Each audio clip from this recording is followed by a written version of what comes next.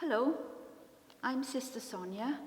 I worship and serve here at All Saints Church in Mumbles, in the ministry area of Mumbles. I've been worshipping here for several years now. Previously, I worshipped in my local church in Sketty in Swansea. I was consecrated here by Bishop John several years ago, and I'm soon to be ordained by him at Brecon Cathedral. Hi, I'm Darran Hickery. I'm going to be ordained as a deacon on the 29th of June, and I'll be serving in the Penderi Ministry Area, Swansea. My name's Mairwen Large.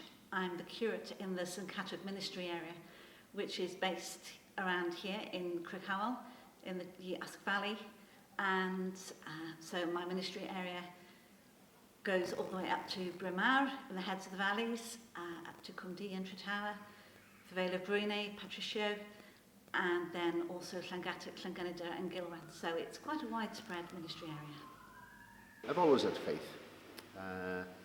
From a very young age, I went to church with my mother. My parents both had faith. As I said, I went to church with my mother, I went to Sunday school. So faith has always been with me, and it's always been the Anglican faith that I've been involved with. When I was about 7 or 8 years old, in those days, parents weren't shy of sending their children out to play, and on a Sunday morning, my brothers and sisters, we were sent out to play, and I wandered up an alleyway near our local church and found myself wandering into the hall where a Sunday school was taking place, and the teacher was teaching. It must have been Easter time, because the teacher was teaching about Jesus dying for us and giving his life for us for all the wrongs that we'd done.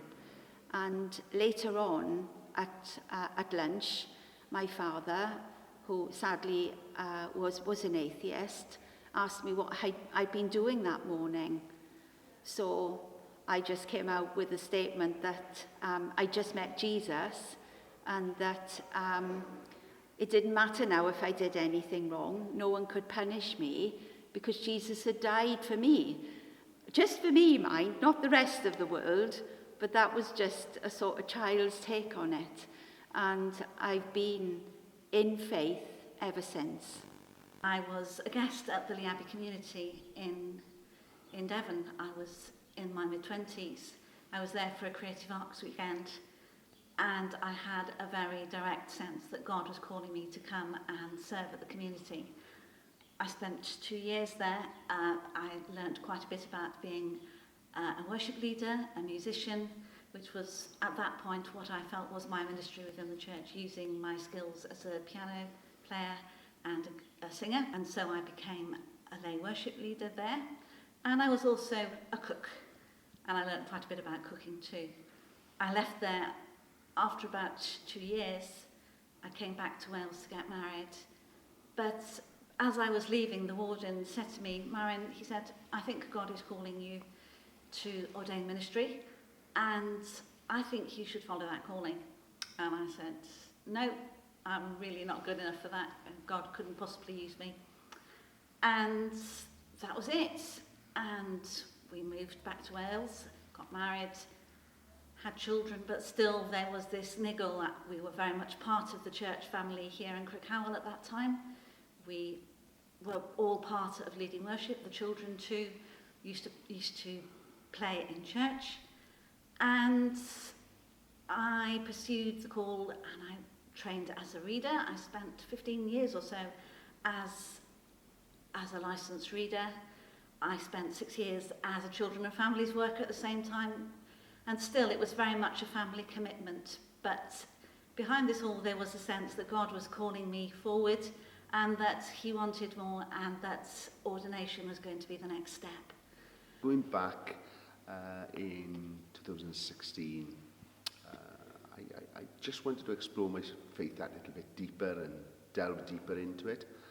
And then in 2018, I started to do the Theology for Life course, not really knowing what I was letting myself in for. But I began to study, and I hadn't studied for a number of years, really. So once I then started to study theology for life, I really, really enjoyed it.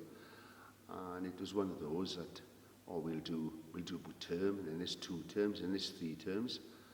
And then I've got to the stage now that I've just submitted my final assignment for my bachelor's in theology. So it's been very, very strenuous because I'm still working full-time, so I've been studying part-time with that as well. So basically picking as much time as I can around the sides of the other part of my life and on weekends, doing a lot of studying and preparing assignments and everything like that. But it's been really, really enjoyable and to explore other aspects of faith. It's not just, yes, of course, you studying the Bible, but lots of other aspects around it as well. And really, really good and very, very enjoyable. And I think overall, when I look at it, my faith has been broadened to a large degree by taking this time out and studying. And something I would really recommend to anybody. 3 or 4 years ago now, I approached Lance, the DDO, and I said that I was interested in putting myself forward for selection.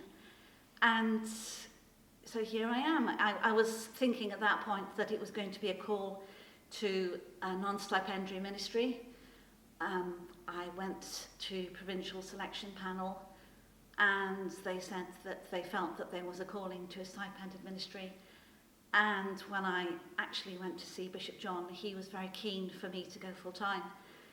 And so that's what I did. And I spent just a year at St Padans Institute as a full-time student. I had a wonderful experience there. It was great to be with students of all different ages, some still in their 20s, and I was probably one of the older ones there, but still a real sense that God was calling all of us and that we could all give something in one way or another. We were being called to quite different ministries, obviously, but actually being able to share and to get their experience was a really important part of my ministerial formation. I left there in May 2023, and I was ordained as a deacon in Brecon Cathedral in June 2023. And at that point, I was fairly certain that I was going to be sent. We were ready to be moved to wherever God was calling us. And it was a surprise to find myself back here. And in that respect, I'm glad that there was that break between Mairwen, the lay reader, and Mairwen, the children's worker, and Mairwen coming back as a deacon. Because that year away was a very positive experience, and I learned a lot about God, and I learned a lot about myself through that process. And so I did come back, in some ways, a changed person. Obviously, I'm going to be serving in the Penderi Ministry Area. From here, then, I'll be serving two years here. I'll be priested next year. And then I'll serve a further year or possibly 2 years after that. Where I go after that, to be honest, now I'm placing myself in God's hands. God has been alongside me all the way on my journey through my to get to this point, and I put my faith in God. Where I actually end up, I don't really know. But equally, it's the excitement of the journey that's really drawing me in all of this. And it is a really exciting journey, and it's an absolute privilege to do and have this opportunity to do God's work. And it's something that I really, really, really relish. I want to take forward as best I can, because doing what God wants you to do, there can be nothing greater than that. As a deacon, over the next year, my pathway will be to serve here within the Mumbles Ministry Area. That includes 5 churches: St Peter's in Newton, here at All Saints and Norton Mission in Mumbles, and Holy Cross and Clyne Chapel further down towards Sketty in Clyne. That will involve meeting and being with parishioners, engaging in worship within the church, deaconing within the church, and serving at the Eucharist and non-Eucharistic services. It will also involve going out into the community, continuing to take home community to the sick, and to generally be involved in parish life. I'm hoping with Hugh's help, Father Hugh here, that I will perhaps start a prayer group or something similar to that, maybe a little bit more contemporary, perhaps in looking at how the world looks at faith and how we can engage with popular culture in terms of helping people to understand faith in a more modern way. Also to continue my work with homeless people, mainly who congregate around the centre of Swansea, but that's a little bit more longer term. So those things that I've been involved with will be delayed for a little while I complete my period of curacy here in the Mumbles Ministry Area. As I said, my previous experience, I had done quite a lot of work with the children and young people locally, and when I returned, I found that there was a distinct sense that I was being called to work with older people. And it's been an interesting and enlightening year.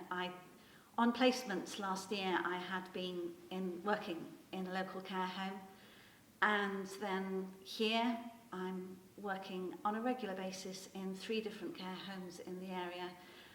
We have an Anna chaplain here. In fact, we have 3 Anna chaplains, 2 of them based with the Anglican Church, 1 of them based with one of the local Baptist churches. And we have a really strong team working with the care homes, working with the elderly, and working with those who are housebound with dementia.